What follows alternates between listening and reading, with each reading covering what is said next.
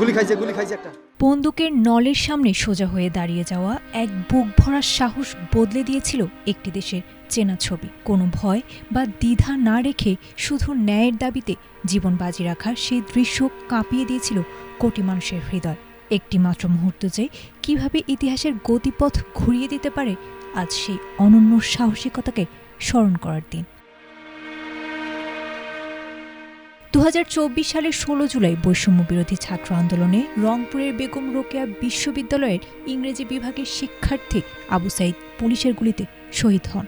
2 হাত প্রসারিত করে বুলেটের মুখোমুখি দাঁড়ানোর সেই অবিস্মরণীয় দৃশ্য দেশজুড়ে তীব্র প্রতিবাদে ঝড় তোলে এবং আন্দোলনকে এক দফায় রূপ দিয়ে স্বৈরাচারী সরকারের পতন ঘটায়। তার এই অবিস্মরণীয় আত্মত্যাগকে স্মরণীয় করে রাখতে অন্তর্বর্তীকালীন সরকার 16 জুলাইকে ঘোষণা করেছে জুলাই শহীদ দিবস হিসেবে। মৃত্যুর মাত্র 3 দিন আগে দেয়া এক সাক্ষাৎকারে আবু সাইদ জানিয়েছিলেন তাদের আন্দোলন ছিল সম্পূর্ণ শান্তিপূর্ণ, কিন্তু তৎকালীন শাসক দলের ছাত্র সংগঠন ও বহিরাগতদের উস্কানিতে সেখানে বিশৃঙ্খলা তৈরি হয় এবং সাধারণ শিক্ষার্থীদের ওপর দায় চাপানো হয়। অকুতোভয় এই বীরের দ্বিতীয় মৃত্যুবার্ষিকীতে পীরগঞ্জের বাবনপুর গ্রামে তার কবর জিয়ারত করতে ছুটে যাচ্ছেন মানুষ।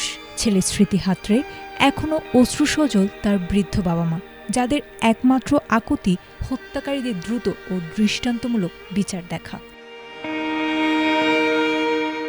এদিকে বিশ্ববিদ্যালয়ের প্রধান ফটকে শহীদ আবু সাইদ তরুণ স্মৃতিস্তম্ভ ও জাদুঘর নির্মাণের ভিত্তিপ্রস্তর স্থাপন করা হলেও মূল কাজ এখনও থমকে আছে, যা নিয়ে সাধারণ শিক্ষার্থীদের মনে কিছুটা হতাশা রয়েছে। তবে উপাচার্য অধ্যাপক ড. মোহাম্মদ শওকত আলী জানিয়েছেন, স্মৃতি সংরক্ষণের সব পরিকল্পনা পর্যায়ক্রমে দ্রুত সম্পন্ন করতে বিশ্ববিদ্যালয় প্রশাসন আন্তরিকভাবে কাজ করে যাচ্ছে। দিনটি উপলক্ষে ক্যাম্পাস ও জেলা প্রশাসনের পক্ষ থেকে নেওয়া হয়েছে নানা কর্মসূচি। Desk report, ATN Bangla.